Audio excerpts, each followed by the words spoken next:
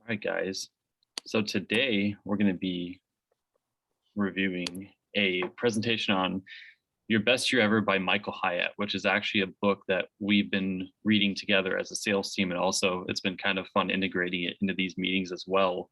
So you guys can kind of get a good idea of what we're kind of going through. And there's some great learnings in this book that I've already taken a ton in.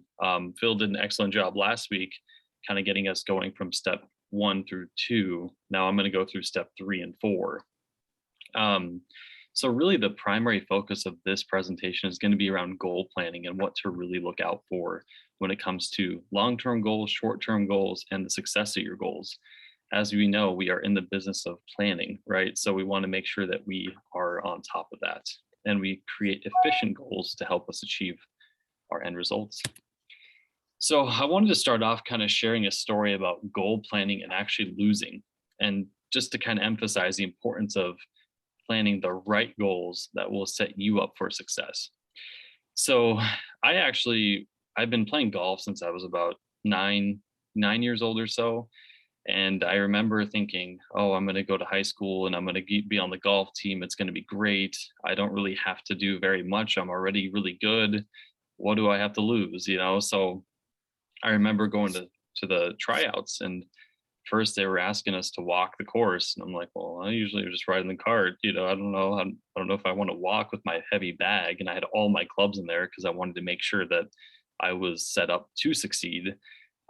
So my bag was maybe 100 pounds, or whatever it ended up being, and I'm like 130 pounds, and really thin and small, and trying to carry the bag. So I was a little fatigued going through the process, and the other guys were just so much better than me, and it was really shocking because I always thought I was really good. I mean, I was beating people around me. I was beating all the adults I'd play with. I was beating all my other friends, and then it looks like I was a little bit arrogant. And so I actually did not make the golf team in high school, and that was one of the hardest failures I experienced going into a new step of my journey of life, because it was a new chapter and I was super excited to be part of that. And it was a shock, but I didn't plan to succeed, and therefore I failed and I didn't make the team. So something to think about is what it takes to achieve great goals. And some of the topics that were covered in the book were really geared around writing them down. How many of you guys actually write down your goals and look at your goals often? So when it comes down to writing goals, you want to set them in a way that aligns with your values and who you are. What actually excites you? What's going to drive you to actually go for it? It's also shown that studies have shown that writing them down boosts your achievement level by 42%. It's really amazing to see when you visualize your goals, when they're in front of you, it also kind of holds you accountable to them. And also, it forces you to clarify what exactly it is you want. I could talk about my goals all day. I can share, hey, here's what I want to lose 10 pounds. I want to gain 15 pounds of muscle by the end of the year. I want to look good in a swimsuit. But then what exactly will clarify what it is you want? So being clear and picking that destination.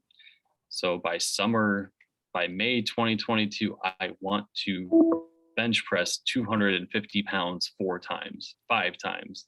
Be very clear and pick that destination.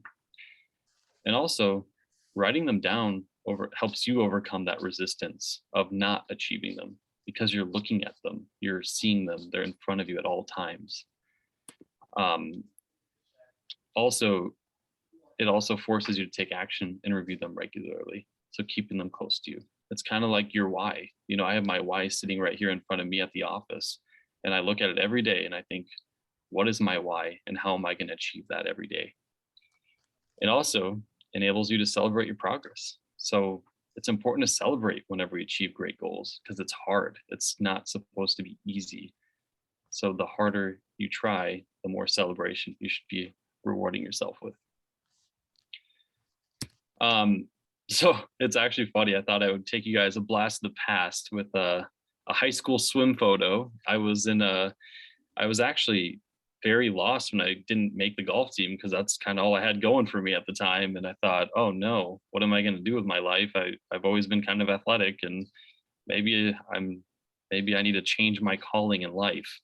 And so I actually I was recruited to join the swim team, and I'd never gotten in a pool in my life, and so I was really uncomfortable, and it was one of those risky kind of goals that I was like, hey, you know what? I think I can do this. I mean, look at that swimmer. He doesn't look that much bigger or smaller than me. I mean, why not? It's just a pool, right? Um, and one thing that drove me to it was I actually wakeboard, and I've done it for years. So I thought, well, I have experience with water sports. I mean, how different can it be? So these are real life photos of me wakeboarding and also at the pool. That was actually a photo of me in high school. One thing that I was actually asked to do by my coach at swim, because he knew I was a newbie, he said, I want you to create a goals board that will highlight the things that you want to achieve in high school as a swimmer. And I really thought about that. I said, you know, I mean, a goals board, really? You're going to have me do that? And he said, I want you to envision what you see yourself achieving. And so I actually put together a goals board that showed photos of like Michael Phelps and, you know, all the best swimmers that have ever swam, and what made them different, what they looked like, and what I kind of envisioned for myself. Um, you know, so one thing that really stuck with me was looking at that board. I had it in my bedroom every day. And so every day I'd go to practice, I'd come back home, and the first thing I looked at was that board. And it helped me envision myself in the future and what I wanted to achieve. And before we knew it, I was actually in state. I was an all-American swimmer by senior year. I was one of the top swimmers in the state for that division, at the 50-yard freestyle. So I was a freestyle swimmer. I was a sprinter. So I would just basically go there and back, and I'd get a good time. That was really it. So, and it was fun because I challenged myself in a different way. I learned a ton about, you know, my athletic growth, but also football just wasn't the answer. I was too small and I kept getting hurt. So I was like, I got to figure it out. You know, I wanted to do something that was different, but I set a big goal and I achieved it. And the goals board really helped me get there. So one thing the book really emphasized was the idea of SMART goals. And what I really enjoyed about it is that we've all learned about SMART goals in some way, shape, or form, or most of us have. But his take on it, Michael Hyatt's take on it, was just so unique and different, which I really appreciated. So when we look at the S in SMART, specific is one of the items that we want to hone in on. And that is, the tougher and more specific the goal, the further we can dial it down. So I think it's easy to make a broad goal that doesn't have much substance to it, which in turn gives you an excuse not to accomplish it because you don't really know what you're going at when you don't know what the actual goal is. So we need to create a channel for our focus within that goal. And as Dave always says to us, specific is terrific. So how can we be more specific in what we're trying to achieve? So one thing I thought about was for the loan associate role is, what specific revenue number do you want to achieve? You know, how many miles do you want to run if you're trying to run a marathon or training for something? And what do you want to get? What time do you want to get swimming the 50-yard freestyle, which was one of my biggest avenues of swimming success. So it was great. So being specific is going to be the key to helping you achieve your SMART goal. Also, measurable. So building a criteria that you can measure against. And how do you know you're going to hit the goal, or how do you know you hit the goal? So how measurable is this goal? So if, let's just say I want to have a revenue target of 100,000 fees calculated or generated within the first quarter. I know that by March 31st, $100,000 would be the goal I'm trying to hit, and it's measurable because I know exactly what I'm trying to go for, and I can measure the success. So if I hit 100,000, I hit the goal. If I exceed 100,000, I exceeded the goal. But if I'm short, I also know that there's some things I need to do to accomplish to make up for that. There's also a big difference between showing up to the pool and actually swimming 5 times a week. So one thing I thought about was, I could say I'm going to do all these different things to hit my goals, but then am I actually going to put in the activities? So it's like when we have our calls we have to make every day, am I actually going to put in the effort each day and commit to those 25 calls? Or am I just going to say, I'm going to hit my call target? And what exactly is that? Also, just measuring against your goals and setting markers and milestones along the way. Just have a check-in with yourself. Keep them in front of you. Understand where you're at in the process and where you might need to adjust or shift. Progress is key. That's how you measure. Actionable. So you want to have a primary action to achieve the goal. Being more consistent making my calls every day. Make 25 calls per day. I know that's my action for the day that I need to achieve. So I'm going to push to get the 25 calls and hit my targets for the week. Now, this was actually the most interesting part. When I've looked at SMART goals in the past, I looked at it as realistic, not risky. So this kind of stood out to me in a big way because I thought about it differently. And that's one thing I really enjoyed about this part of the book was, there's a linear relationship between goal difficulty and actual performance. So risky is unique because we don't want to set safe goals. So you want them to scare you a bit. You want to get those jitters when you think about, I have this huge goal I'm trying to hit this year or whatever it is. Because if you set easy goals, you'll always underachieve. Set the big goal, and even if you miss it, you probably still achieved a lot more than you imagined possible. And that's really unique to me because when we think about it, I actually have naturally always done that, but I didn't think about it in the way that it's articulated in the book, where if you're easy on yourself, you're just going to easily fail every time because you're not hitting your optimal successful outcome. You're only selling yourself short. So make it big, make it scary. We're currently, my revenue goal for this year is $350,000 in fees. I'm going to find a way to get it. But you know what? It's a big goal and I am kind of scared, but that makes me excited about it because I'm not really sure if I'll ever get there. But if I do, then guess what's going to happen next year? I'm going to raise it because now I know I'm capable of doing it. But if I miss it, at least I had my goals each quarter, knowing here's where I need to be. So currently I am on track and my plan is to keep it going that way. So last part is time keyed. So make sure you guys do set deadlines. Set deadlines that are within reason, avoiding the end of the year for each goal. The problem with a lot of goal planning timelines is we think, I have till December 31st each year to finish all my goals. Unfortunately, that means that you're probably going to procrastinate. I know some of us in this room, not going to name names, are procrastinators, Tom. So we always want to make sure that we are staying on target and also keeping those short time horizons to concentrate our efforts to getting to the optimal level. Also, setting them up so they compound each other. Each goal should be a component of each of the final outcome. So how do we set ourselves up to get to the final goal? So let's just say I have my revenue target is 350,000. Each quarter, that means I have to break it up by 4, and that's going to be the compounding method of getting to the final goal. So I wanted to stop for a second. I know I just gave you a lot of information. How do you guys feel about SMART goal setting, and have you experienced using that method in the past? Thought I'd open it up to the room for you guys to kind of share. I really like his twist on the risky. That's like really, whoever originally came up with SMART goals should have thought that through. Because that's you're not going to be driven if it's like your $100,000 goal versus 350. Like that's a stretch. Yeah.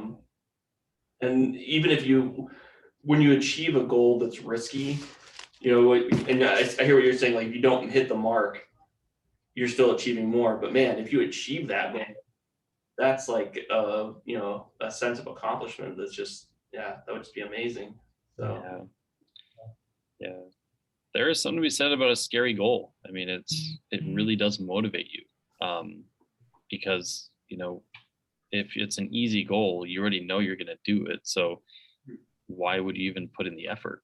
So make it a little scary, make it kind of rattle you a bit, and find a way. yeah, There's something to be said about that.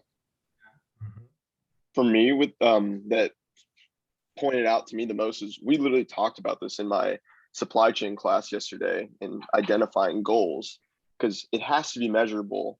Because if you were to say, I want to be successful, well, everyone has a different sense of what being successful is. And if you don't break it down or dialing it down, like in the S where it's talking about being specific, then you're probably not going to hone down on what that goal is of being successful to you. So that's what stood out to me. That's a great point, Michael. It's good. We're going on a trip. Exactly. Yeah, it's there's something to be said about the way you set your goals, and that's where also that relationship between what you're passionate about and what you truly believe in will help you kind of set the right type of goal. So whenever I set my goals, I try to align them to my why, where then I know by achieving my goals, I'm also aligning with me as a person, why I'm here. So there's something to be said about the additional encouragement I get through that. It's good. So there's also a kind of a unique little, it's called the life score, which I thought was kind of unique that the book pointed out. I actually left you guys the hyperlink there. It's not in a link, but if you guys go to that website, you can actually take your life score test. And I got an 85 out of 100, which was really interesting. The idea of me being in the transformational level is what they called it. I'd love to see what more of the levels are and how they kind of align to you guys. But basically, when you take the exam, it only takes about 5-10 minutes or less even. You get an email back and it kind of gives you your summary. So I thought that was really interesting. Kind of gives you an idea of, what it is that where you rate, and also things that you're really good at, things you might enjoy, or things that you might not like and don't enjoy. So it'll allow you to set goals that are more aligned with you as a human and a person. So I would highly recommend you guys do that. Also, another thing that kind of stuck out to me was the idea of avoiding setting too many goals. So, avoid setting more than 7 to 10 goals per year, just because you want to be focused on achieving your goals rather than it's almost like quality is, it's better quality than quantity, right? So have really strong goals for the year and I only make about 4 at most usually, because I want to make sure I can keep up with them, but also measure that progress. Sometimes people do well with 7 to 10 smaller goals. And then you could also break it up 3 to 4 per quarter. So, I usually set it up so it's all compounding on each other through the year. So they'll all roll up into one big goal. But everyone has a different way of thinking through that. So I thought that was interesting. If you set more than 7 to 10 goals, you're probably just going to set yourself up to fail. How about you guys? Like when you set goals, how many do you generally think of, or how do you like the goal set generally? 365.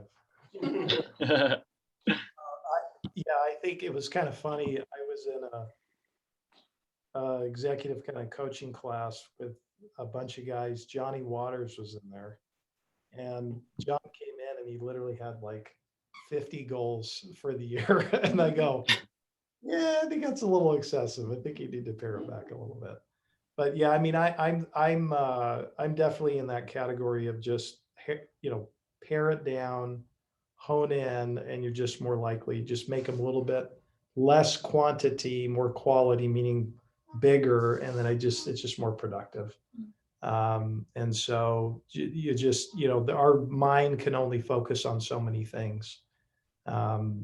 So I just think it's wise to just pare it down to that amount, and then break it into chunks of quarter. That resonates a lot with me because then you just super focused on those 3 for the quarter. Then you move on to the next and so on and so forth. So it's kind of broken up into, you take that, 4, 4 quarters, basically 3, 2 to 3, you're there, right? So it just makes sense. Yeah, I agree. And one thing to also note is that it doesn't always have to be about achieving business targets. It could also be personal things, like maybe you're not finding yourself going out for maybe you're not cooking anything and you would like to cook. Maybe it's you make a goal that, hey, I'm going to cook 3 times a week for the next 6 months just to get back into that rhythm. Or they could be a lot of different types of goals that are kind of complementing you as a person too, because when you're healthy, when you have a healthy mental state, that translates into what you do in the workplace. So, doing the things that you love and enjoy, like your hobbies, and like maybe it's going out and playing golf once every couple weeks if you haven't played golf in 6 months, just to kind of keep that there so you don't lose it either.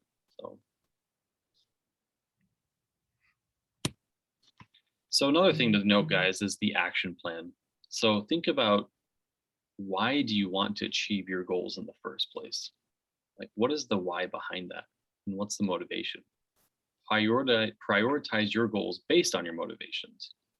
Identify your reward and anticipate it. There's nothing better than seeing that reward happen mentally, envisioning it, and then getting to that end result, because then it only makes it even much more exciting and happy. And it'll bring you a lot more joy when it actually occurs. It's like one thing that I've always kind of learned is, when you envision success, you're most likely to have success. But when you envision failure, you're probably going to fail. So keeping that in mind is, see it and envision it, feel it, and imagine what that's going to be when it actually happens. Set your expectations accordingly. Patience is a virtue. I personally struggle with patience. We all know that. I like to move quick, and sometimes most of the time things don't go at my pace. So it's a good exercise for me to really practice patience too. And also tell your friends about your goals. You never know how they can help. I found myself, one thing that we learned in our sales team actually was, Dave really stressed that we share our goals with other people that we're meeting with. Let them know what we're trying to achieve, because if they truly care, they might actually find a way to help you. And it's been amazing how many more things I've accomplished this year already, just because I was open about what I'm trying to do, what my goals are, and what I'm trying to accomplish, what assets I'm trying to finance, what my revenue targets are. And it's just amazing how you'll get more and more referrals because people want to help you because you asked. We're actually in the middle of a fundraiser for our group called H3, and it's sometimes just have to ask, right? If you don't ask, you won't receive. So it's really amazing when you action plan and talk to people about it. So I thought we'd discuss a little bit about sharing success stories you've had with setting goals and how it impacted you. I'd love to hear from you guys. Does anyone have any stories they'd love to share? Yeah, I'd love to share a little bit. Kind of, Tom, the first point you mentioned, when setting a goal, how risky it should be. More often than not, when I do set goals, I find myself completing it quicker than I expected. And I think that it goes back to kind of originating the goal. I don't think I've set, when I have in the past, I don't think I've set risky enough goals. And so more often than not, I've completed it quicker. And I think it's a telltale sign that I could have shot more for the stars, in a sense. So I think kind of the takeaway for me, at least, all in all, is just, make it as risky as you can. Like, go for the stars, in a sense. So I thought I'd add that to the group as well. Yeah. Yeah, there's a quote I always saw. It's like, if your dreams don't scare you, they're not big enough. Mm-hmm. So yeah, that's something that I've definitely adopted in my everyday life. So, not saying I'm always scared, but it's important to let them kind of scare you a little bit. Like you're shaking every time you walk in the office. Yeah. Got my tail between my legs, Anyone else want to share any stories? I was, Oh, you go ahead.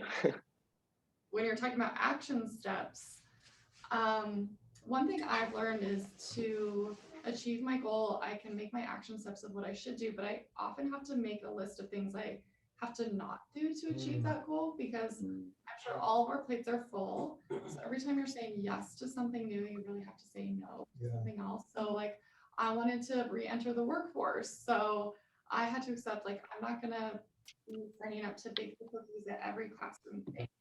And I'm gonna have to say no to some things that I used to say yes to, or you know, your like summer swimsuit idea. It's like maybe you're skipping Friday pizza night with your kids and you're saying no to a common thing, and you're saying yes to a salad.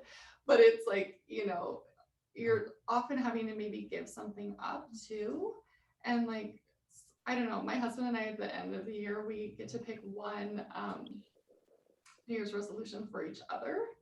And I often find a lot of times it's something to not do. Yeah. On less house projects this year, keep it to 3 or something like that. And those can help us achieve goals too. It's great. I like that a lot. That's a great one. Yeah, one of my mentors used to always say, he says, you know, the most successful people are really good at saying no. And you know, the more I go along, the more I realize that's like huge. We talk about that here, like, you know, we're in the business of disqualifying people, not qualifying them. You know, we just, you have to get really good at saying no. And I would say for me, you know, just, you know, I when I've really started to accelerate goals is when I make intentional time to reflect and spend the time to really plan for the goals. You know, you could just write it down, but actually going through and planning how that's going to look, mapping it out. You know, I do that kind of for the year, just mapping out what's that going to look like. Really forces you to think through it and go, okay, well, how's this going to work? What is it practically going to have to do to get there, and the steps I'm going to have to take? So, you know, it's kind of like most businesses fail. You know, it's like 97% of businesses fail predominantly just because they don't go through the exercise of planning. They just sort of have an idea in their mind and, you know, go for it. And so I think just mapping that out and taking the time to walk it out helps you go, well, and I do that all the time here. Like I'll have an idea and I'm like, okay. And then I sort of walk it out and go, nah, this is probably not going to work, you know?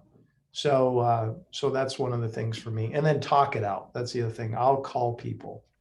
In fact, I was on the phone with a gal the other day, real sharp, real smart investment banker. And I was kind of like, what do you think? Da, da, da. She's like, yeah, no. And here's why. And, you know, just, it's good to talk it out with people. And then you kind of start to get different perspectives, you know, as well. So, yeah. Oh, Mackie's. Yeah, she just texted. Well, thank you guys. That was really great. I hope you enjoyed the discussion and presentation here. And yeah, that's it on goal planning. I really